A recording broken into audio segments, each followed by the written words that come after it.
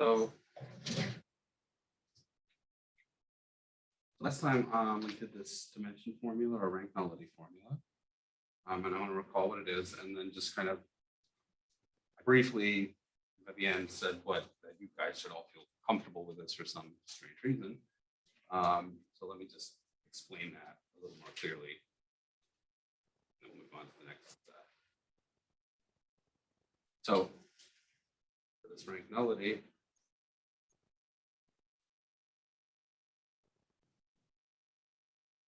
said that if I have the linear transformation,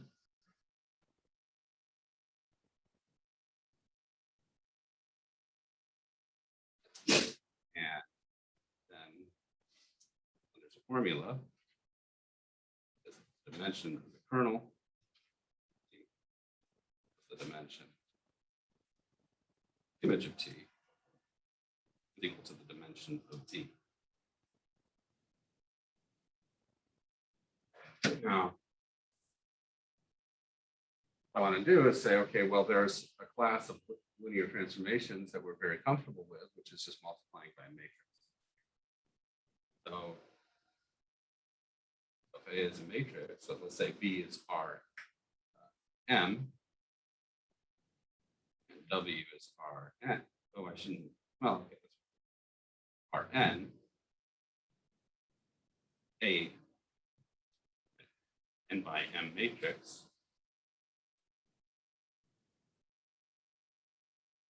Then you can think of T, you can write it's multiplied by A.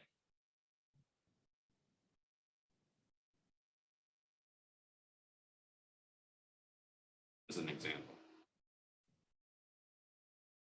Of course, what we know with is that we always have some kind of isomorphism if we choose bases that allows us to put a T and B and W in this context.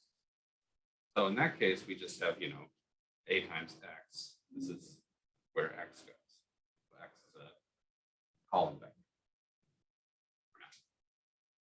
So now, and then the point is that if we want to find the subspace kernel of T, that's just the nullity, that's just the null space of this matrix. Right, so then kernel of T here, just a set of vectors X solves this equation AX equals 0. It's that set, linear space.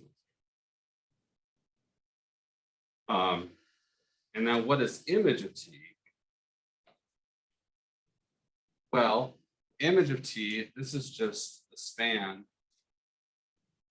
of the rows, or sorry, pardon me, columns. Okay.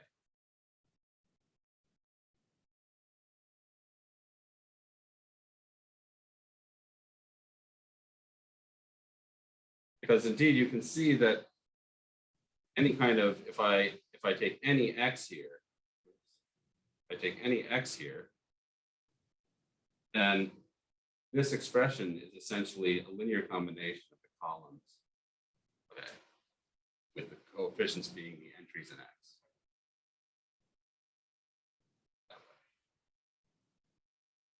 The image of T is just the span of the columns of A.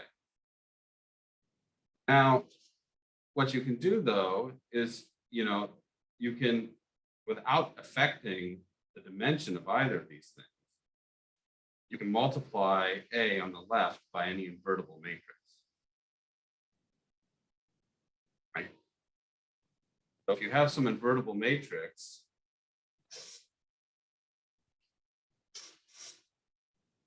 is invertible.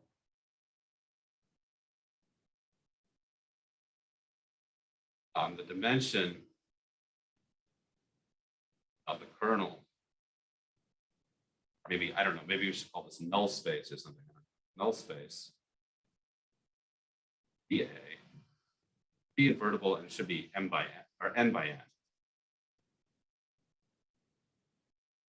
equal to the dimension null space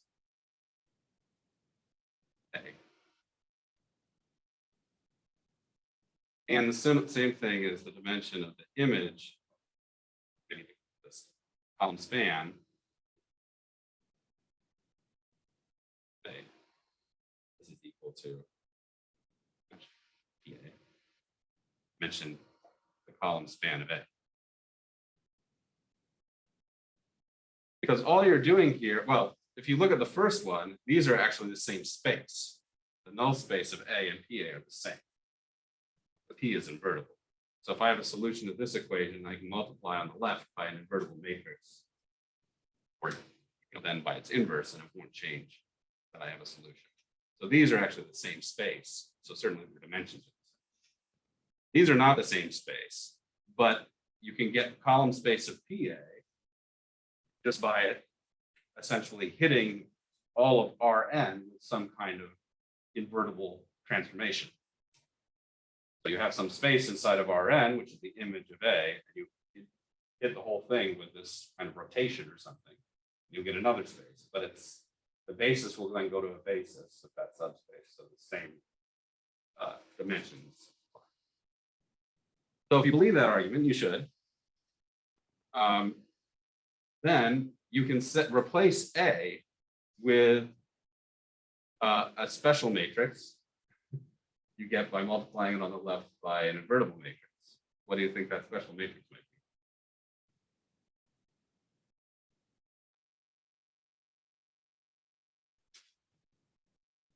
be? Okay, well, what I'm thinking more like what do we, let's go back to the beginning of this course. When we started out with matrices, we saw that we could do something to a matrix by multiplying it on the left by an invertible matrix, really by a sequence of invertible matrices, to get it in a really nice form. But what do you think PA is going to be? Would be nice. Remember back then?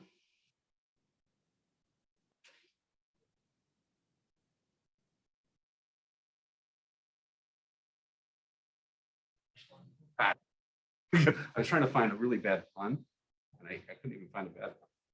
So, right. So row echelon form, right? We can multiply a matrix on the left by a bunch of elementary matrices, get into row echelon form. Right? That's something we learned we can do. So the point is we can replace this setup. If we're just interested in these dimensions, we can replace A by something in row echelon form. So then A, so you can consider A to be a row echelon form.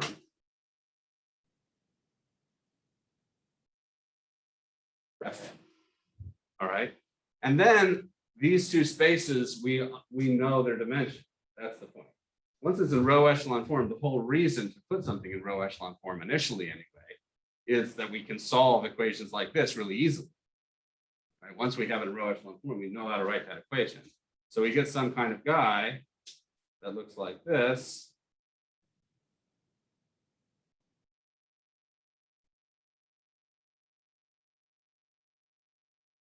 Like this, right? And then maybe there's some, so this is just an example, but you get the idea when you see this, see this example, say. Maybe these guys are all zero. Maybe you have a bunch of 0 rows after this. Maybe don't matter. So I've got, in this particular example, I've got 3 pivots. And I've got 1, 2, 3, 4 free variables. So I've got, okay. I think I want to call this a free variable too, the 0.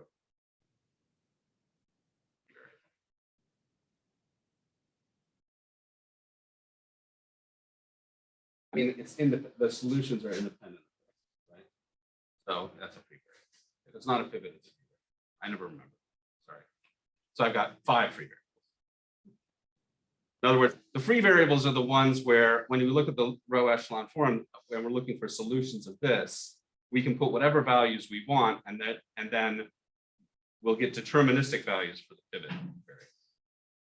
Now, the formulas for these guys for the pivots will only involve these guys, but this one is sort of independent because it just gets killed by. So I'll call it a free variable. I'm not sure if it's actually called. Anyway, the dimension, what I'm getting at with these blue guys, the dimension here of null space is just going to be the number of these free variables. So it's going to be 5, because we have 5 independent variables we can put down. We'll get a solution to this equation. Whereas the dimension of the column span, well, you can see it once you have it in row echelon form. What do you guys think? The column span of this is everything, all of these things are 0, right? So if I take anything in the column span, it has to have non-zero entries up here. But in fact, I see up here, I've got the basis vectors already. So I have everything. I can form anything up there. So in fact, the column span will be the number of pivots, and this is 3. But now I'm just saying, if I look at the number of columns, this matrix, this is going to equal the sum of these two. Right? So that's this formula. The null space is going to be this dimension. The number of pivots or column space is going to be this dimension. And then V is just going to be what we started with here, this M. V is going to be the number of columns. Make sense? So this theorem is, I think the proof is more elegant without matrices, but you can kind of break it down to sort of a matrix kind of thing. That's where you'll see it more often. So this, by the way, there's some vocab here. This dimension of this column space, this is known as the rank. Okay.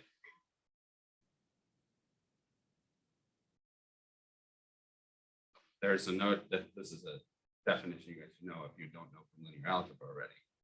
That's there's a variant of a matrix called its rank.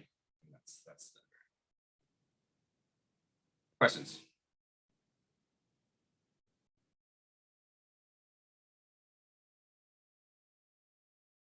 Okay. All right, so this we want to keep in the back of our minds and make them up as we proceed. Certainly it's useful for applications. So, but now I want to kind of skip to and grab just a little bit of chapter 5. So I didn't want to do, I mean, again, it's easy to turn this course into a linear algebra course. I didn't want to do that. Although we're doing a lot of linear algebra, we want to get to the applications to groups. So there are things we're missing for sure in this course that you should get in a matrix or linear algebra course, like diagonalization in particular, eigenvalues, eigenspaces, that stuff.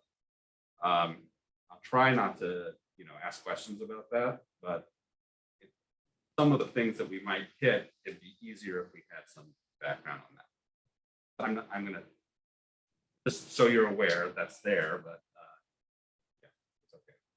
I think everything should be okay with that. But I do want to do a little bit, just the first bit from chapter 5.1, because we will need that when we talk about isometries. So this says, okay, well, it's great to work with linear algebra over a field, but let's look at the real world. So we're going to look at vectors in Rn. Everything will be over reals, much more familiar territory.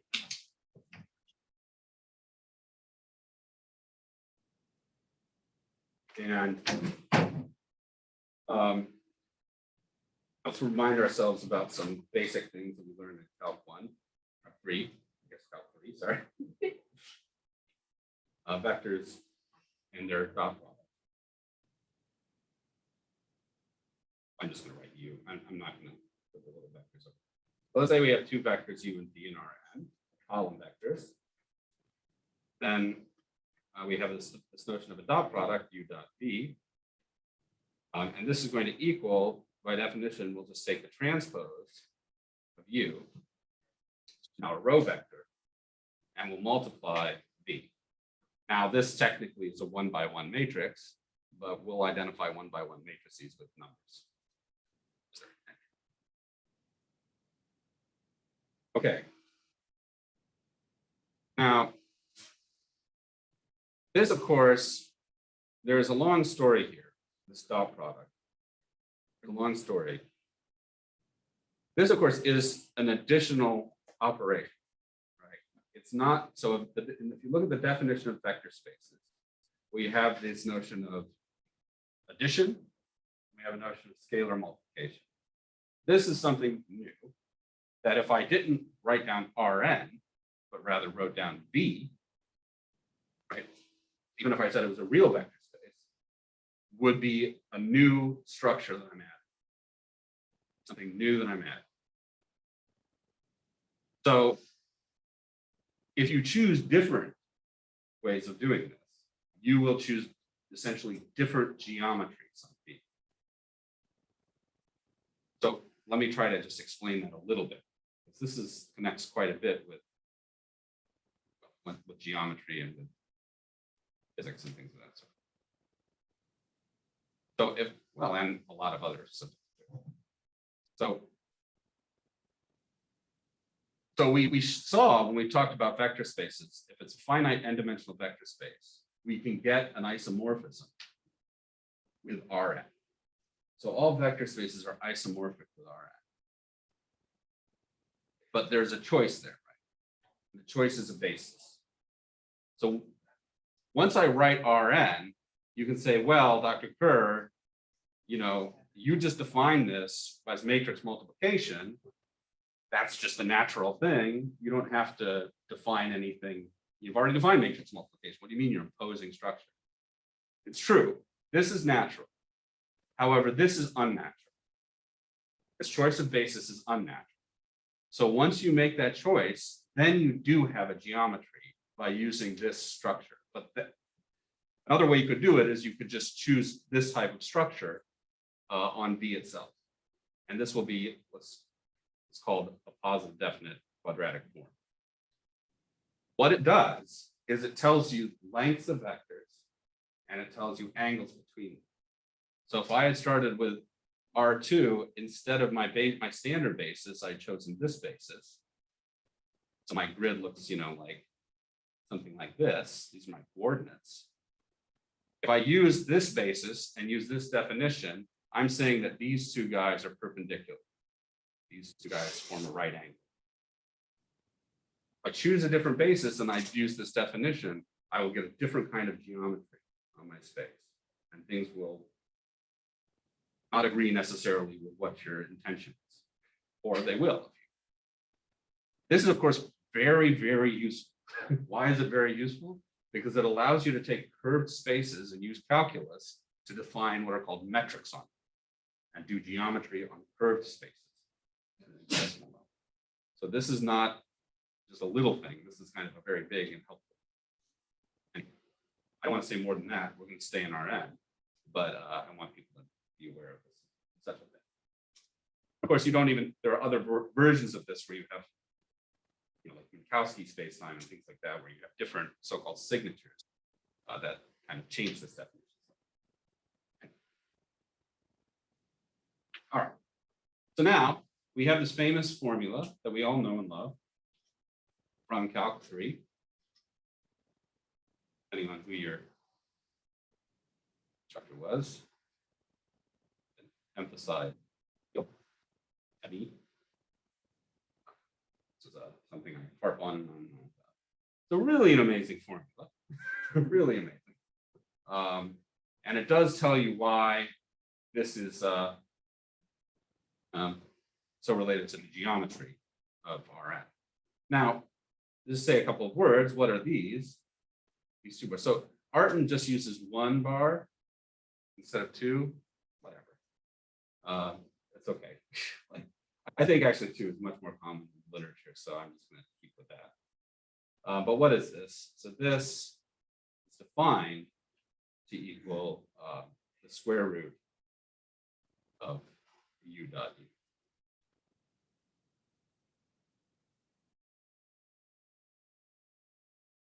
So I mean, you can define it that way, or you can define, I mean, you can define it in coordinates too, but it's the same thing.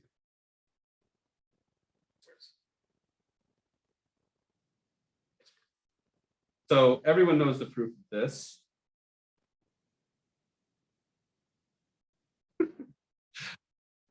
Yeah. Yeah. So who could come up here and give a proof?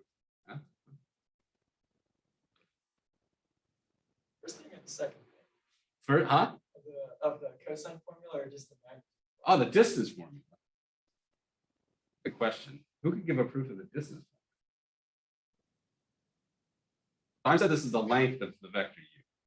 So I gave you this definition, but this is also the length of u. Who can prove that? Nobody knows. Who can prove this? That's you guys. This. You know that back in the day, like they had like, I think it was like Oxford or something. To get a PhD in math, you needed to give a new independent proof of Pythagorean theorem. What a bunch of jerks. Talk about making math boring. Like, come on. What do you think? Who can prove? Everyone should be able to prove this. Come on. You should be able to tell your. Yeah. The rectangles, like you draw a square on each side of it. Like a square with the side length, B square with the side length, A square with the side length, C. Is like A0 plus B0 is equal to C0. Yeah, I'm trying to see the picture you have, but I think maybe this is the. Well, I don't remember. I don't remember what. Yeah. So what do people do? Like you do draw like this rectangle. Actually, notability should be able to help you. You draw a rectangle notability. Worse. Elementary geometry. All right, let's come on. There we go. What a nice thing. All right. So then you like, yeah, you do like this thing, right? You do. Don't do that. You like, I don't know, something like this. You put your triangle like this, and then you but I have to make it the right kind of size. I never remember how this works. Well, so I have to adjust, kind of estimate. It's about right there, right? And so then you get like, you just take this triangle and you kind of rotate it around. It's a little too tall. Tell me if I'm doing it right. Out there? You know what I'm doing, right?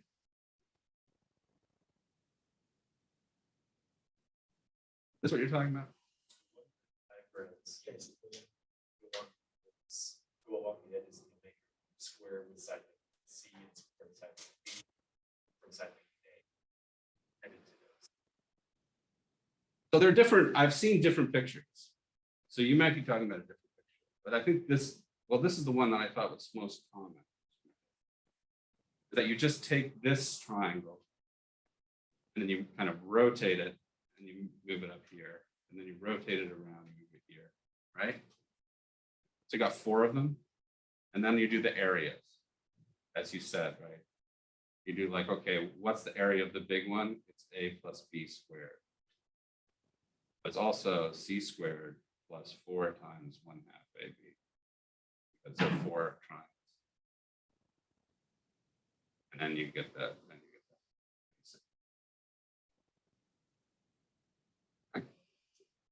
We should know this from like the base, right?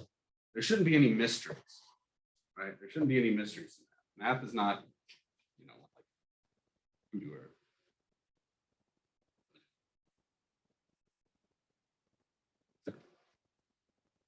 no mysteries. But, you know,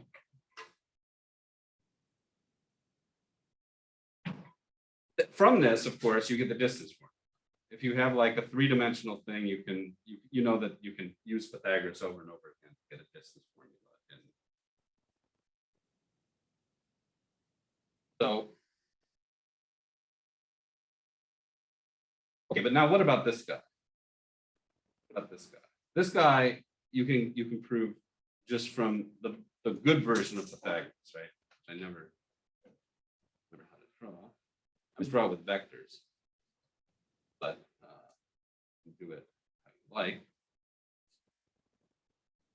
Let's say we have like 3 vectors. We label 2 of them, u and v. Okay, so then this vector is going to be v minus u. If I add these 2 vectors, I get u, right? Or v, sorry. Look at this picture, right? U, everyone agree? These vectors, this is v minus u. Let's say I have an angle theta between these vectors. How do I relate the lengths of these 3 vectors? Well, what I want to do is I want to say the following thing. I want to say u squared plus v squared equals v minus u squared. I want to say that. This is the length of these vectors. Is it true? Well, it's only true if theta is a right angle, right? And so that's what Pythagoras tells us. But there's something called the law of cosines, which says that this is true once there's a defect to this formula. And the defect is essentially take the product of the sides, multiply by 2, and multiply by cosine theta.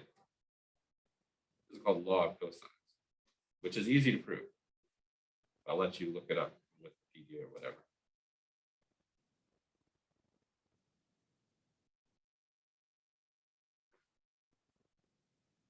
If you expand this out, here you get u dot u, here you get v dot v. And dot product, as you all know now, is right, is sort of bilinear. What is that?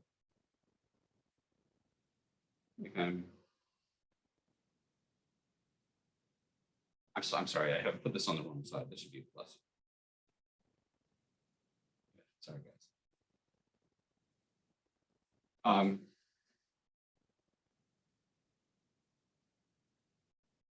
So this is bilinear, which means that if I mean, maybe we can expand it out, right? V dot u. There's bilinear means it satisfies the sort of distributive property.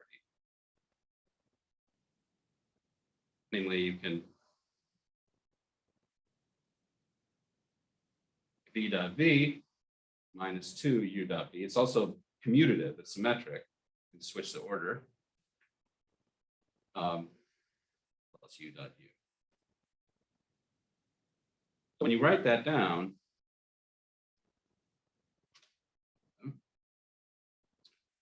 this here, hold on a second. Do this over so I have more room.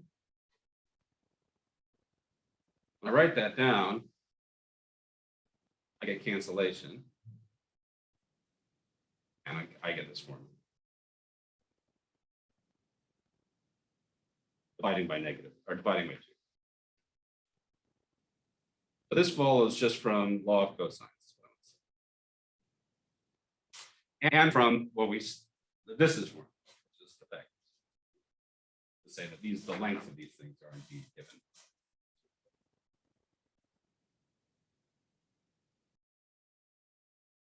So you'll also recall, questions? Is it clear? So you'll also recall that there's a notion of orthogonal. So if I have 2 vectors, u and v, say u is orthogonal to v,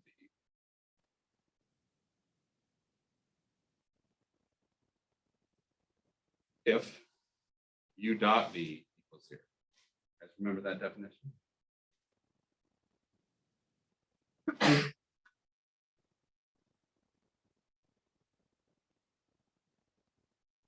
Then, what does this mean? So this is written u perp v, perpendicular, kind of simple. Wait, it's spoken. This notation. In Arden, he uses that. I don't know how much I'll use that. but it just means they make a right angle. So what we want to do is we want to consider orthogonal vectors and essentially rigid motions of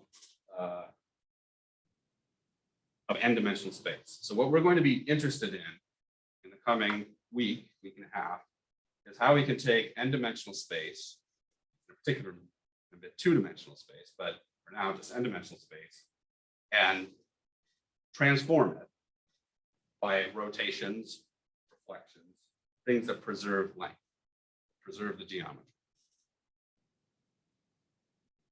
As it turns out, if you have a bunch of orthogonal vectors, then you immediately have a linear algebra effect about it. You have independence.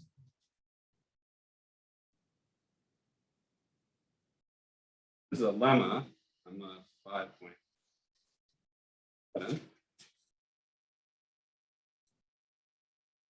As a set non-zero orthogonal vectors.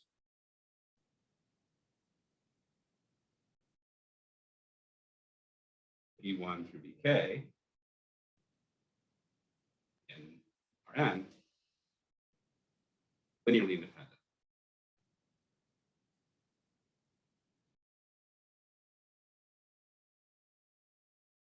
Tell me why. Yeah.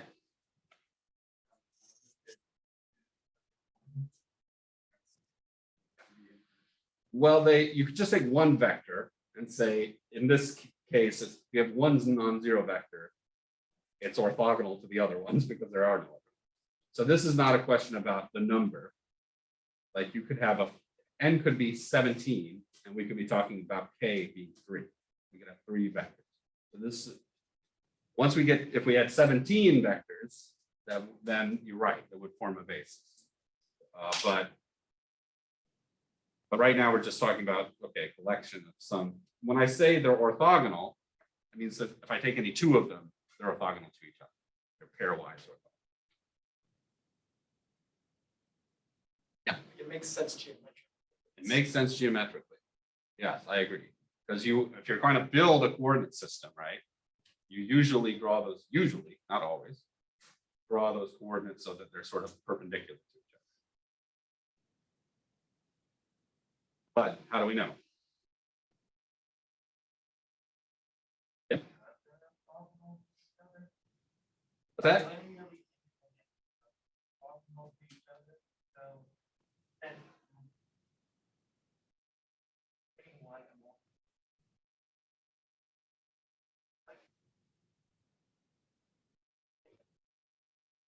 The orthogonality, your dot product. Okay, I think we're on the right. I don't like saying taking the product between vectors, but dot product I'm okay with. I think that's what you meant, and you're onto something there. But you want to go back. So when you're faced with a problem like this, and there's a problem on the homework that's similar, right? What you want to do is you want to go to the definition first.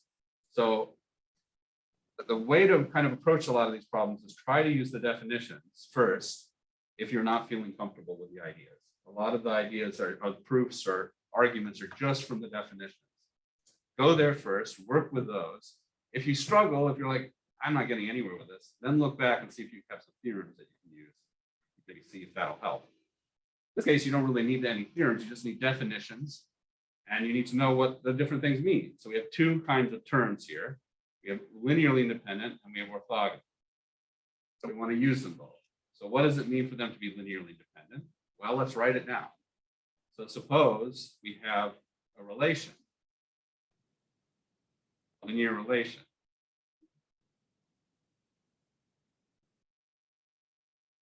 There's a linear relation. So if we want to show linear independence, we want to show that all of these coefficients, A1 through AK, I wrote N, A1 through AK, these are all 0. Okay, well, I can't just say they're all 0, much as I might want to. So I need to use something. And what can I use? Well, I can use that these are non-zero orthogonal vectors. What does that mean? That means they're pairwise dot product is 0. I take the dot product between any two distinct vectors here, I get 0. You have to kind of be a little, maybe meditate for a while, sit on a hill, play some classical music or something, I don't know. And think, well, why not take the dot product of everything? So this right-hand side is the 0 vector. Right, this is a linear combination of vectors, I get a vector. The 0, the number, is going to equal 0.0, the vector,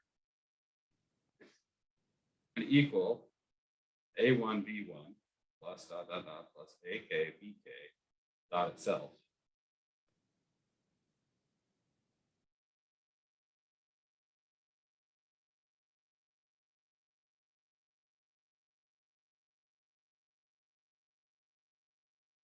Okay. Yeah. Why did I do it? Nobody knows. Nobody knows what why am I 0? Why is this true, or why did I do it? Yeah, like why did you say like A1 dotted with this? Why did I go to here? Okay, I'm trying to understand the question. Are you asking why I made this step, or are you asking why I'm dotting 0 with this? Why you made that step? Okay, because I know that I have an equation. 0 is this. Oh, So I'm supposing that I've got this linear relation. And so I can substitute for 0 that guy. okay. But why did I do it? On experience. I don't know. Right. So then I expand this out using my distributive or bilinearity property. And what do I get? I get the sum. Well, I'll write out the sum. I'll get the terms a1 b1 dot itself, which is just the norm squared, but okay, that's a n b n.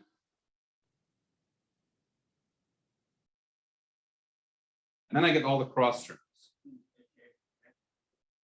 Okay, yes, thank you. I don't know why I keep on wanting that. Thank you. Now that's just illegible.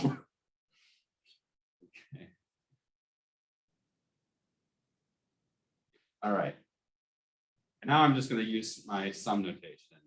AI BI dot HA BJ. Now, dot products are as I'll use this term a lot. It's called bilinear. Bilinear means it's sort of linear in each factor, which means I can pull the scales through and I can use the distributive property is what I'm saying. So I can pull out all these scales. I'll get a1 squared.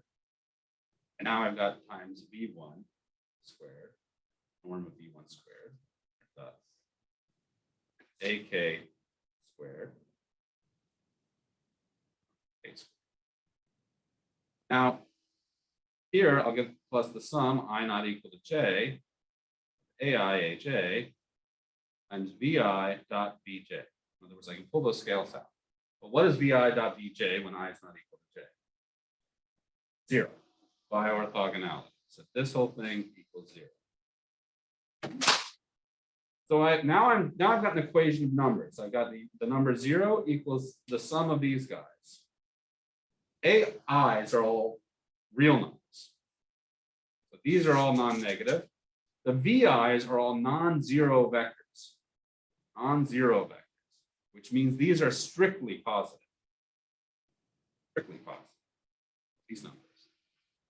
So the only way I can take a non-negative combination of strictly positive numbers and get 0 is if those coefficients are all identically 0. Right? If any one of these is non-zero, then I've got a strictly positive contribution. So this implies that all of these A1 equals A2, AK. So we have then concluded that it's linearly dependent. The only linear relation is the trivial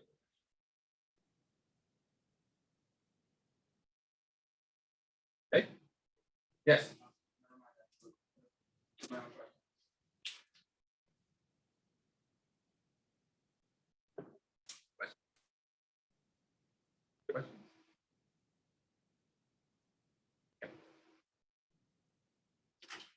So now what I want to do is I want to talk about what I've talked about before. I think we've already made this definition when we talked about groups, but I want to repeat it because this is a real n by n matrix A called orthogonal.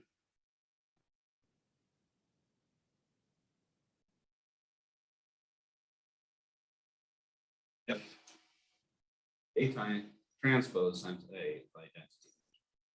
In other words, its inverse is the transpose. It needs to be invertible, and it needs to have the inverse equal to transpose. So what's going on? So we have this notion of orthogonal vectors, and now we have a notion of an orthogonal matrix. But we can easily see the connection between the two. Maybe not easily, but we can see it. This lemma.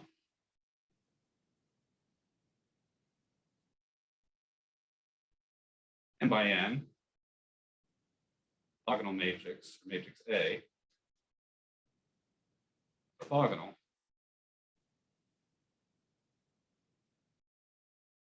If and only if columns. Oh, I'm going to use a new term here, but I'll explain. Form an orthonormal.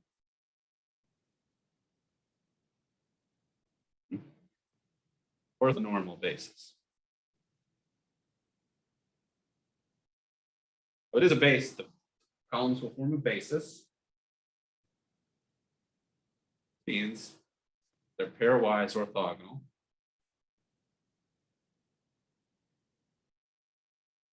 Vectors. But there's this additional, it's not just what we were looking at a second ago where they were pairwise orthogonal. It's also that they are unit vectors, so that their length is one. Standard basis is an orthonormal basis. Standard basis is an orthonormal basis. That's true. Standard basis, but it's not the only one. There are a lot of them. You just take any basis. Okay, you cannot take any basis and normalize it. Get an orthonormal basis. Normalize. In other words, you can't normalize an individual vectors by themselves. There is a process, like Gram-Schmidt type process, that allows you to sort of orthonormalize a basis in a sense. However, that's a different story. And it involves other things besides. Yeah. You explain pairwise. Yeah. So pairwise orthogonal means that it's like what we were just working with. So we have a collection of vectors, and if I take any two distinct ones, they're orthogonal. That's what I mean when I say pairwise orthogonal. Unit means each of them have length 1. So if I dot product with themselves, I get 1.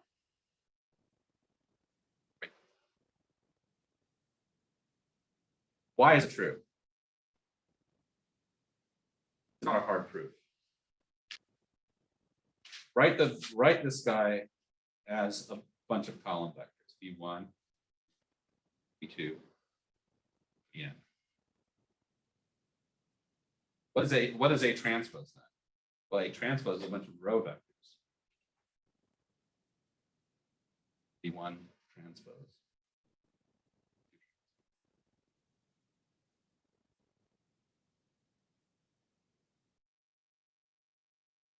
Let's take their product. A transpose dot times. This is a matrix. It's an n by m. Take product of two n by m matrices, but I know what its entries are because we know how to multiply matrices. When we learn how to multiply matrices, we say, boy, I kind of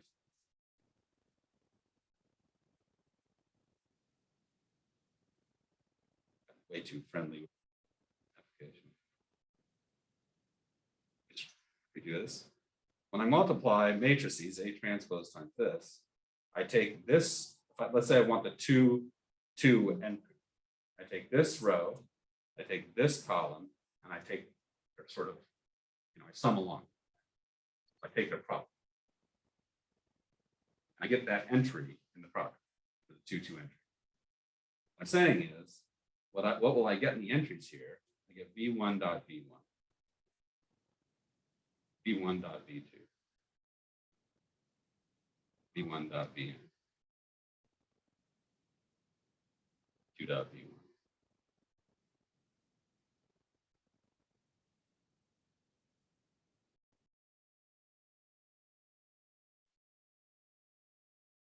This is just if I just multiply A transpose times A, whatever kind of matrix it is, this is what I'll get.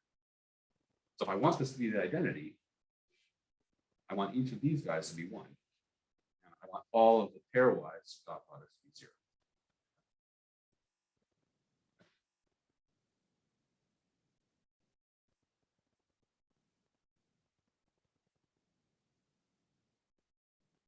All right.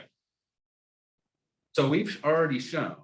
So this is a really helpful lemma because it gives you a way of actually starting to think about what these types of matrices are, like geometrically. What do they look like? I need a certain number of vectors in a certain dimensional space, and then we'll see we can classify these 2 or 3 dimensions, and higher dimensions it's a little more tricky, but okay. But what we did see before, and I want to recall it, I won't reprove it, is we saw that ON, we wrote this down, this is orthogonal n by n matrices. This is a group. This is a group. It's called the orthogonal group. We can multiply them, they all have inverses, everything's associative, everything's great. There's another group, which is, it's a bunch of orthogonal matrices, but they're special. Call it the special. What makes them special?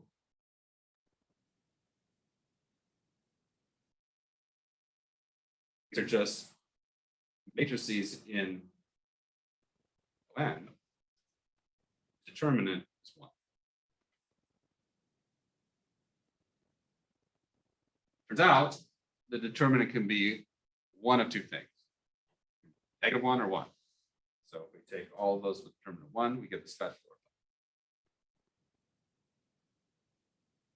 These 2 groups are the subject of much study over hundreds of years, maybe, I don't know about hundreds, close to hundreds, maybe 150.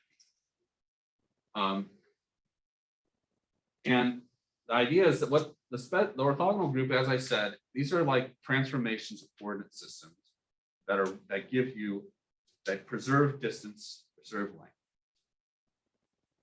Special orthogonal group, they do those things, but they also preserve orientation. They preserve the orientation. You're not going to have reflections. Because if your right-hand rule is applying and you hit it with coordinate transformation in the special orthogonal group, you won't have gone to the left-hand rule. These are very helpful groups when you're studying any kind of geometry situation. Okay, I think I'm about out of time. So what I'm going to do is I'm going to stop here. Next time, we're going to classify these in 2 dimensions. Would people like to see some 3-dimensional stuff? I mean, there's quaternions and stuff come into play. Some interesting math there, but I'm not going to go in depth, but I'll mention a couple of things. And then we'll just kind of talk a little bit about the next chapter. All right, Jeff.